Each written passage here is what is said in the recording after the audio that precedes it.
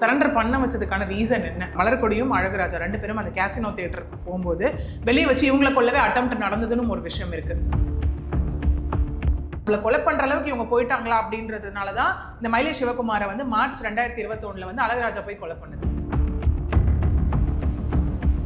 ஒரு எஸ்ஐ அவரை பிடிக்க போய் அவர் அந்த அளவுக்கு அந்த இடத்துல வந்துட்டு தொங்க விட்டு இது பண்ணி அவரோட இமேஜ் எல்லாமே அந்த இடத்துல ஸ்பாயில் ஆயிருக்கு. ஒன்று, நிறைய பேர் வந்து ஃபீல் பண்ணுறது மோஸ்ட் சேஃபஸ்ட் பிளேஸ் ஜெயில். திரும்ப பெயில் ஏதோ ஒன்று வர்றது, திரும்ப ஒரு அசைன்மெண்ட்டு முடிக்கிறது, திரும்ப ஜெயிலுக்கு போயிடுது. ஓகே, ஆகஸ்ட் 13 என்னை கூட்டிகிட்டு போனாங்க. என்னை ஸ்டேஷனுக்கே கூட்டிகிட்டு போகல, விருகம்பாக்கம்ல இருக்க ஒரு லாட்ஜில் வச்சு என்னை வந்து ஒரு 10 நாள் அங்கே வச்சு விசாரிச்சாங்க. என் மலர்கொடி அவங்க ஆம்ஸ்ட்ராங் கேஸில் வந்துட்டு இன்வால்வ்டு. இப்போ வந்து 1.5 வருஷமாக இருந்துட்டு அது அவங்களே சொல்லியிருப்பாங்க. அங்கே இந்த மாதிரி சுட்டு பிடிக்க போகிறேன்லாம் வந்துச்சு. என் பையன் வந்து எதுவுமே இல்லை, நானே கொண்டு வந்து சரண்டர் பண்ணிடுறேன் அப்படின்னு சொல்லிட்டு அவங்க சரண்டர் பண்ணதும் இங்கே இருக்குது. இல்லை, இன்னொரு விஷயமும் என்ன அப்படின்னா, ஆம்ஸ்ட்ராங் கேஸில் அவரும் இன்வால்வ்டா?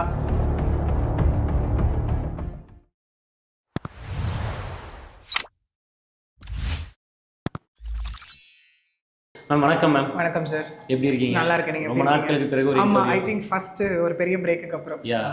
ஸோ இப்போ வந்துட்டு இன்னைக்கு பிரேக்கிங்கில் இருக்கக்கூடிய ஒரு விஷயம் என்ன அப்படின்னா, மயிலை சிவகுமார் அவர்களுடைய கொலை வழக்கில் சரணடைஞ்சிருக்கக்கூடிய அழகுராஜா. ஸோ அவரை பற்றின ஒரு விஷயம் வந்துட்டு நிறைய பேர் பேசிகிட்டு இருக்காங்க. இத்தனை நாளாக தலைமுறைவாக இருந்தவர் இப்போ ஏன் சரணடைஞ்சார் அப்படின்ற ஒரு கேள்வி இருக்கும்.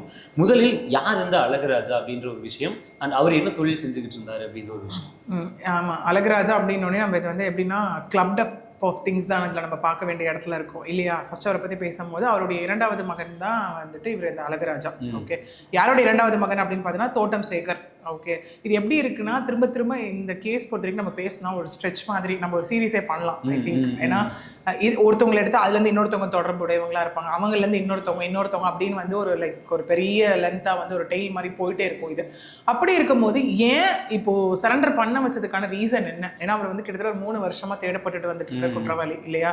யாருன்னா மயிலை சிவகுமார் கொலைக்கு அப்புறம் தேடப்பட்டு வந்துட்டு இருக்க குற்றவாளி.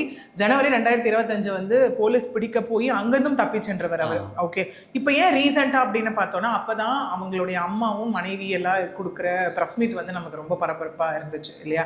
அவங்களோட அம்மாவும் நம்ம எல்லாருக்கும் தெரிஞ்சிருக்கும்னு நினைக்கிறாங்க. என் மலர்கொடி அவங்க ஆம்ஸ்ட்ராங் கேஸில் வந்துட்டு இன்வால்வ்டு. இப்போ வந்து 1.5 வருஷமாக இருந்துட்டு அது அவங்களே சொல்லியிருப்பாங்க. அங்கே 1.5 வருஷமாக உள்ளே இருந்துட்டு இப்போ நான் வெளியில் வந்திருக்கேன் அப்படிங்கிற மாதிரி சொல்லியிருப்பாங்க. இன்னொன்னும் ஒரு அலிகேஷன் வச்சிருப்பாங்க. என்னன்னா, என்னுடைய மருமகளையும் வந்து இல்லீகல் டிடென்ஷன் அவங்களும் சொல்லியிருப்பாங்க.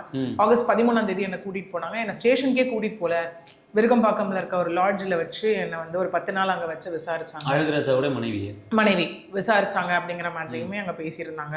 அவங்க வந்து என்னன்னா, ஒரு காவல்துறை அதிகாரி மீதே வந்து குற்றச்சாட்டு வச்சிருப்பாங்க. அந்த காவல்துறை அதிகாரி யாருன்னா, அந்த ஜனவரி 2025 திருவள்ளூர் மாவட்டம்ல வந்துட்டு அப்போ ஒரு வீடியோ திரும்ப வந்து வைரல் ஆச்சு. அதாவது அவர் வந்து 2 வீலர்ல எஸ்ஐ, அதாவது D4 ஜாம்பஜார் இருக்கு இல்லையா, அந்த ஸ்டேஷனோட எஸ்ஐ வந்து ஆனந்தன். ஓகே, அவர் வந்துட்டு இவரை பிடிக்க போய், அதாவது அழகுராஜாவை பிடிக்க போனப்போ திரும்ப அந்த காரில் வந்து அந்த தொத்திட்டு போகும்போது அவர் அப்படியே தொங்கியபடியே போய் கீழே விழுந்து அவருக்கு அடியும் பட்டுச்சு. அதுக்கப்புறம் ரெக்கவரி ஆகி வந்தார்.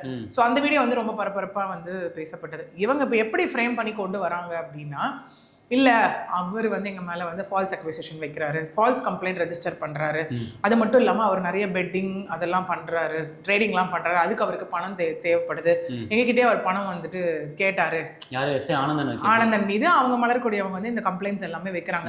இதனை தொடர்ந்து வந்து நாங்கள் வந்து ஹியூமன் ரைட்ஸில் வந்து கம்ப்ளைண்ட் கொடுத்துருக்கோம், லைக் இதில் ஜுடிஷியரி எல்லாத்துலேயும் நாங்கள் கம்ப்ளைண்ட் கொடுத்துருக்கோம் அப்படிங்கிற மாதிரி அவங்க சில வந்து அக்யூசேஷன்ஸை வைப்பாங்க.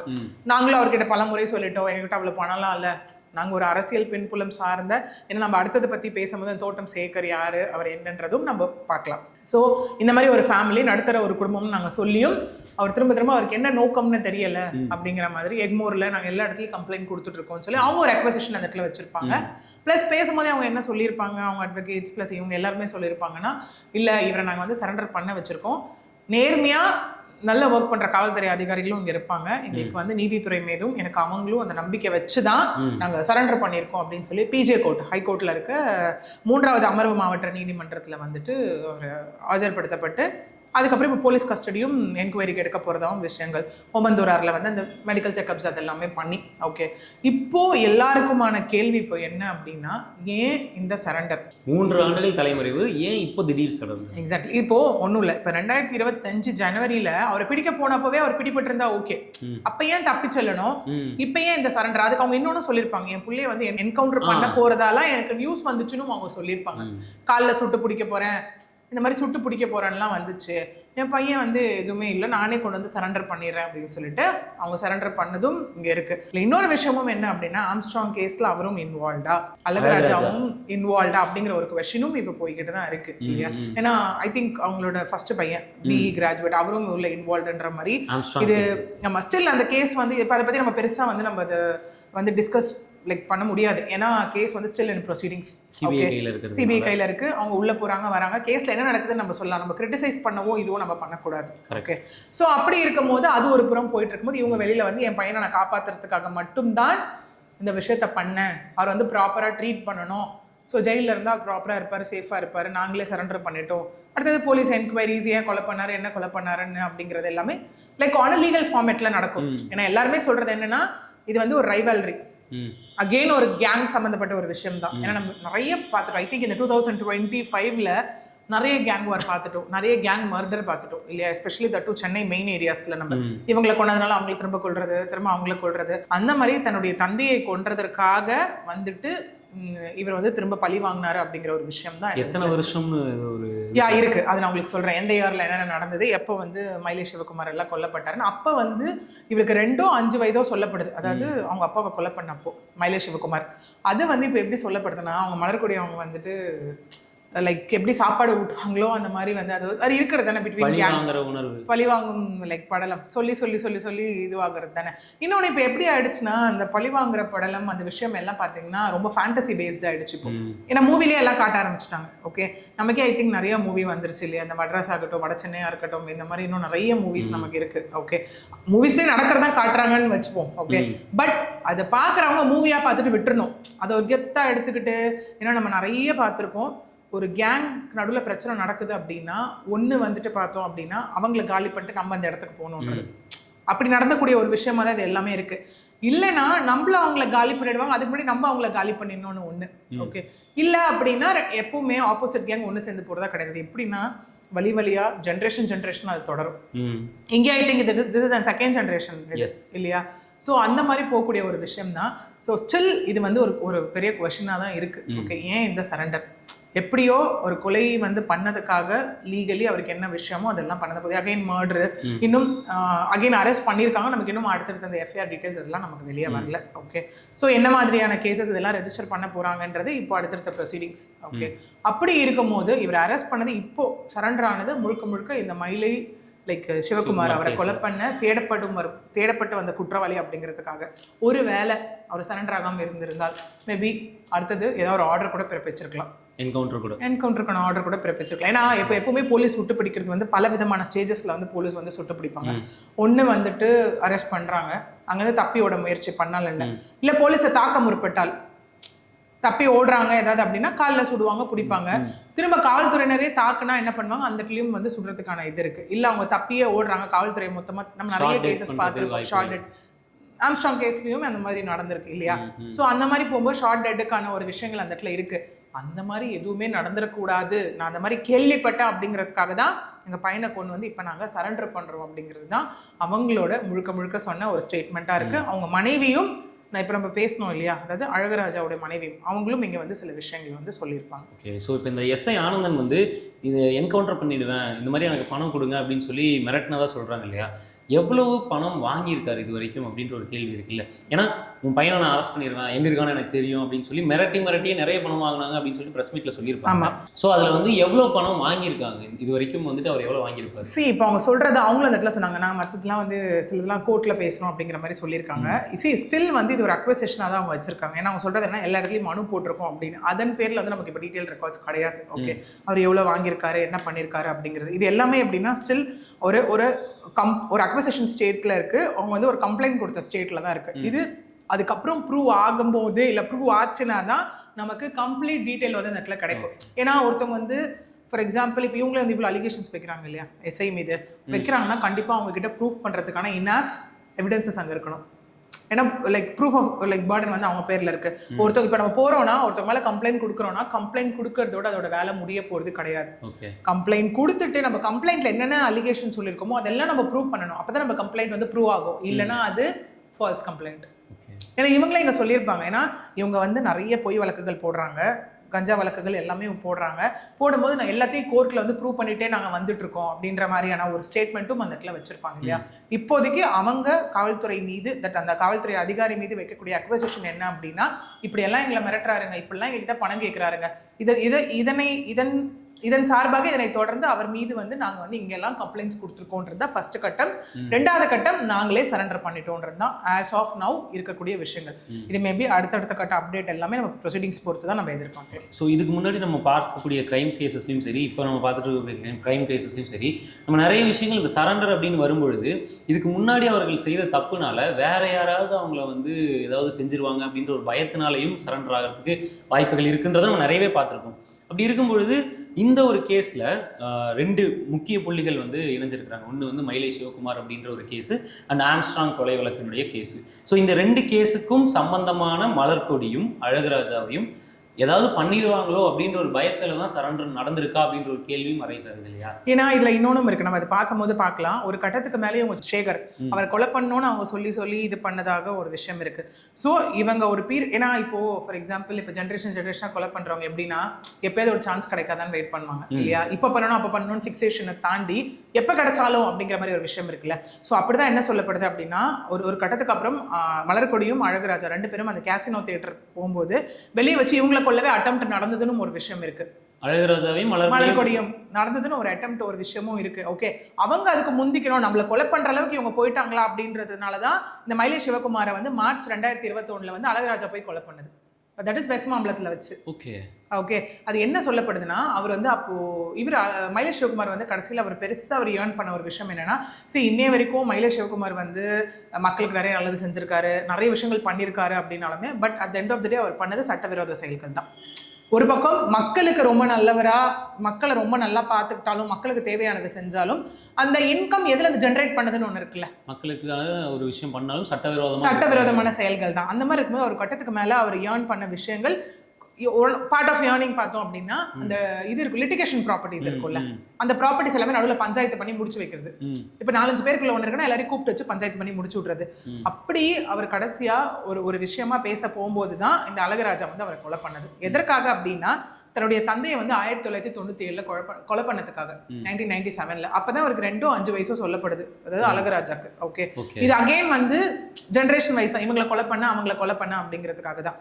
இப்போ ஒன்று என்கவுண்டர் பண்ணிடுவாங்களோன்ற ஒரு பயம். நம்ம முன்னாடி கேசஸ்லாம் நிறையா பார்த்தோன்னா, ஐ திங்க் நம்மளே பேசியிருக்கோம்னு நினைக்கிறேன், நிறைய பேர் வந்து ஃபீல் பண்ணுறது மோஸ்ட் சேஃபஸ்ட் பிளேஸ் ஜெயில்.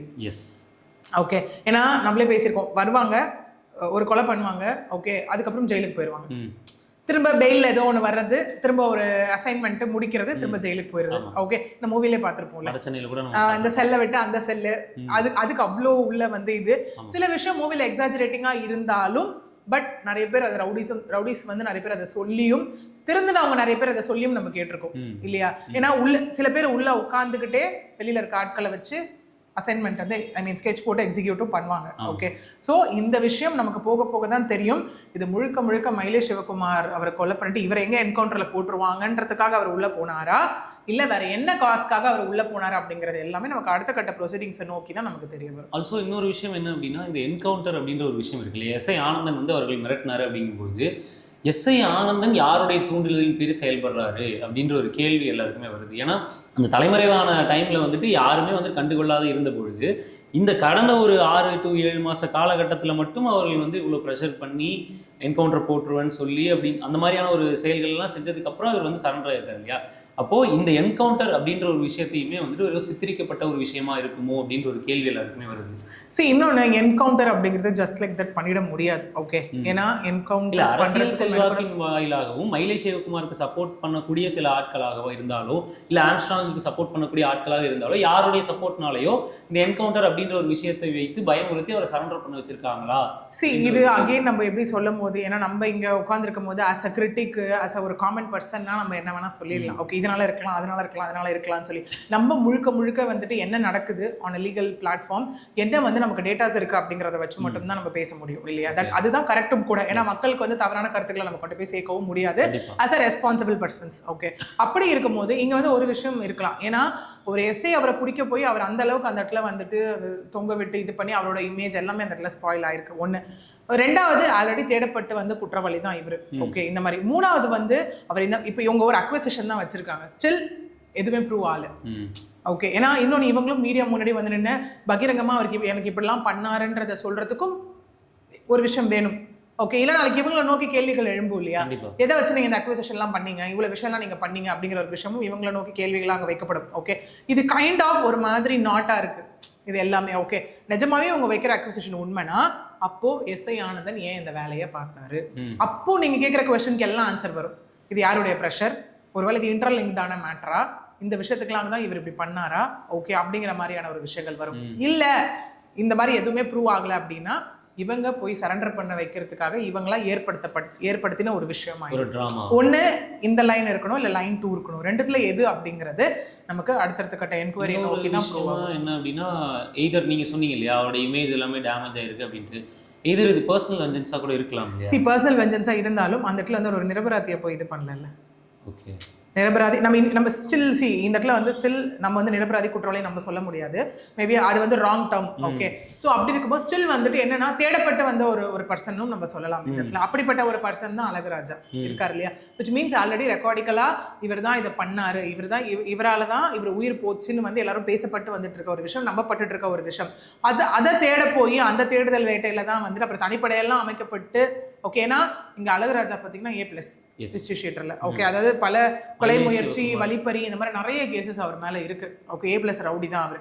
அப்படி இருக்கும்போது ஒரு ரவுடி ஒரு விஷயம், ஏன்னா இப்போ நீங்க பாத்தீங்கன்னா ஒரு சம்பவம் நடந்தா அரெஸ்ட் பண்றது ஒரு கேட்டகரி, இல்லைன்னா எந்த அசம்பாவிதமும் நடந்துடக்கூடாதுன்னு ப்ரிகாஷனரியா சில ஈவெண்ட்ஸ் வரும்போது அரெஸ்ட்டும் பண்ணுவாங்க. ஓகே, அதுக்கு ரைட்ஸ் வந்துட்டு ப்ராப்பரா இப்படி இருக்கு அப்படின்னா ரெக்கார்டிக்கலா பண்ணும்போது போலீஸ் அவங்களுக்கு எல்லா அத்தாரிட்டிஸும் அந்த இடத்துல இருக்கு இல்லையா? ஸோ இவர் வந்துட்டு இந்த மாதிரி எல்லாம் பண்ணாருன்னா ஏன் பண்ணாரு? ஒரு வேலை பணம் கேட்டு இதெல்லாம் பண்ணியிருந்தா அது வந்து கேஸ் ரிலேட்டடான்னு கேட்டால் கண்டிப்பாக கிடையாது. இந்த கேஸ்க்கு அதுக்கும் சம்மந்தம் கிடையாது. என்ன இருக்கு, உங்க பையன் மேல தப்பு இருக்குன்னு சொல்றாங்கன்னா அவங்க பையனை அரெஸ்ட் பண்ணுவேன் அப்படிங்கிறது வேற. இதெல்லாம் நீங்க கொடுங்கன்னு கேட்கறது which is out of professional ஒரு விஷயம். அது அவர் பண்ணியிருந்தாரு அப்படின்னா கண்டிப்பா அவர் அதுல ரெஸ்பான்சிபிள் தான். ஓகே, ஸோ இப்போ இந்த ஒரு விஷயத்துல நம்ம இன்னொரு விஷயம் முக்கியமாக பார்க்க வேண்டியது என்ன அப்படின்னா, இந்த அழகுராஜா வந்து ஜெயிலுக்கு போனார் அப்படின்னா சேஃப்னு நீங்கள் சொல்லியிருந்தீங்க, நிறைய பேர் சொல்கிறாங்க அப்படின்ற ஒரு விஷயத்த நீங்கள் சொல்லியிருந்தீங்க. இன்னொரு பக்கம் வந்து ஜெயிலுக்கு போகிறது அப்படின்றது ரிஸ்க் அப்படின்ற ஒரு விஷயமும் இருக்கு இல்லையா? ஒரு சைடு நீங்கள் சொன்னீங்க அப்படின்னா 2 கோடு இருக்குன்றீங்க, ஒரு பக்கம் சேஃப், இன்னொரு பக்கம் இட் இஸ் டேஞ்சர் அப்படின்ற ஒரு விஷயம் இருக்கு இல்லையா? அழகுராஜாவை ஜெயிலுக்குள்ளார வர வச்சு அவரை வந்துட்டு ஏதாவது பண்ணலாம் அப்படின்ற ஒரு பிளானா இது இருக்கலாமா அப்படின்ற ஒரு கேள்வியும் எல்லாருக்கும் வருது. எஸ், அதுவுமே இருக்கா, அது ஆன் தி அதர் ஹேண்ட் இல்லையா? ஸோ பார்க்கும்போது ஒன்று அந்த மாதிரி உள்ள வச்சு மேபி அகெயின் மூவி சொன்னால் எல்லாருக்கும் ஈஸியாக புரியும்னு நினைக்கிறேன் இல்லையா? அதை நான் சொன்ன மாதிரி சில விஷயம் எக்ஸாஜரேட்டிங்காக இருந்தாலும் உள்ள நடக்கக்கூடிய ஒன்று.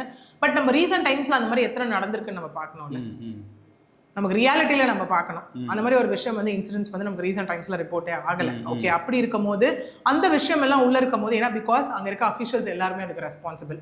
ஓகே, ஸோ அந்த மாதிரி வந்து இல்லைனா அஃபிஷியல்ஸ் அவங்களுக்கு தெரியும் அது என்ன மாதிரி கான்சிக்வன்சஸ் அவங்க ஃபேஸ் பண்ணணும், அந்த மாதிரி விஷயங்கள் எல்லாமே இருக்குது. ஓகே, ஏன்னா ஒருத்தவங்களை உள்ளே வச்சு அந்த மாதிரி பிளான் பண்ணுறாங்க அப்படின்னும் போது, ஏன்னா இன்றைக்கி மேக்ஸிமம் பார்த்தீங்கன்னா வெளியில் இருக்கும் போது, ஏன்னா இப்போது ரவுடிசம் டு ரவுடிசம் அந்த கேங் அந்த லிங்க் எல்லாம் இருக்கும் போது பார்த்தீங்கன்னா கண்டிப்பாக எங்கேயாவது ஒரு லிங்க் இருக்கும். இன்னொன்று இன்னைக்கு கூட இருக்கவங்களே வச்சு காலி பண்ணுறதும் நிறைய இடத்துல நடக்குது இல்லையா?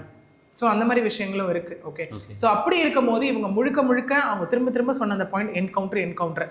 இப்போ எதனால் என்கவுண்டர் பண்ணுவாங்க? இவரை தேடப்பட்டு வரும் குற்றவாளி பிடிக்கும் போது தப்பிச்சு ஓடிட்டாரு, அந்த மாதிரி ஒரு விஷயத்துக்காக தான் என்கவுண்டர். அப்போ அந்த ஃபேக்டே இல்லாமல் போயிடுச்சுன்னா என்கவுண்டரை ரேஸ் பண்ணிடலாம்ல அந்த இடத்துல. ஸோ அந்த ஒரு விஷயத்தை வந்து இவங்க மெயின் பாயிண்டாக வச்சு தான் இந்த சரண்டர் அப்படிங்கிறதும் இங்கே நடந்திருக்கு. ஓகே, ஸோ இப்போ இதில் வந்துட்டு அவருக்கு என்ன மாதிரியான கேசஸ் எல்லாமே வந்துட்டு அவர் மேலே போடப்பட்டிருக்கு? முதல் ஒரு விஷயம், ஆல்ரெடி A1 வந்து மயிலை சிவகுமார் கேஸில் வந்து ஒரு A1 இருக்காரு. அதை தாண்டி இந்த சரண்டரின் பொழுது அவருக்கு என்னென்ன கேசஸ் போடப்பட்டிருக்கு, அவருக்கு என்னென்ன தண்டனைகள் கொடுக்கப்படும்? சரி, அதான் இப்போதைக்கு நம்ம ஆல்ரெடி சொன்ன மாதிரி இந்த மயிலை சிவகுமார் அவரை கொலை பண்ண வழக்கில் தான் வந்து அவர் அரெஸ்ட் பண்ணப்பட்டிருக்காரு. ஓகே, அதுக்கப்புறம் நம்ம தான் சொன்னோம் இன்னும் அது ரீதியாக என்னென்ன கேசஸ் ரெஜிஸ்டர் பண்ணுறாங்க அப்படின்ற அப்டேட் நமக்கு வரல. ஓகே, ஸோ இன்னொன்று அவரை பற்றி நீங்கள் பார்த்தாலும் A+ ரவுடி அவர் மீது வந்து லைக் நான் சொன்ன மாதிரி கொலை முயற்சி, வழிப்பறி வழக்குகள், அது மாதிரி வழக்கு. ஏன்னா யாரு அவர் என்ன மாதிரியான கேசஸ் என்ன மாதிரி எல்லாம் பண்ணியிருக்காரு அப்படின்ற மாதிரி நம்ம போகும்போது அது வந்து நம்ம அந்த மாதிரி வந்து நம்ம நெக்ஸ்ட் இதில் கூட நம்ம டீட்டெயில்டாக அதை பற்றி வேணால் டிஸ்கஸ் பண்ணலாம். Okay ma'am. ஸோ இப்போ தண்டனைகள் என்ன மாதிரியான தண்டனைகளாக இருக்கும் அவருக்கு? சரி, கண்டிப்பாக நமக்கு மர்டர் அப்படின்னாலுமே வந்துட்டு அது என்னென்ன மாதிரி இருக்குது, கிரிமினல் கான்ஸ்பைரசி இருக்கா, அதாவது கூட்டு சதியாக இது எல்லாரும் சேர்ந்து பண்ணாங்களா அப்படிங்கிறது எல்லாமே ஃபர்தர் வந்து போலீஸ் மேபி அவரை வந்து கஸ்டடியில் எடுத்து அந்த என்கொயரிஸ் எல்லாமே பண்ணும்போது தான் நமக்கு தெரிய வரும். ஓகே, கண்டிப்பாக இதை நம்ம அகைன் எதிர்பார்க்கறது வந்து to one maximum of life imprisonment. ஏன்னா death penalty still it is a debatable concept. Okay, அப்படி இருக்கும்போது to one maximum of life imprisonment ஆயுள் தண்டனை நம்ம இடத்துல எதிர்பார்க்கலாம். அது வந்து போட போகிற செக்ஷன்ஸ் வச்சு என்னென்னலாம் அவங்க இன்க்ளூட் பண்ண போகிறாங்கன்னு வச்சா ஒரு ஆயுள் தண்டனையா எத்தனை ஆயுள் தண்டனை அப்படிங்கிறது எல்லாமே நம்ம ஃபர்தராக தெரிஞ்சுக்கலாம். ஓகே, ஸோ நிறைய விஷயங்கள் எங்களுக்கு ஷேர் பண்ணதுக்கு மிக்க நன்றி. நன்றி.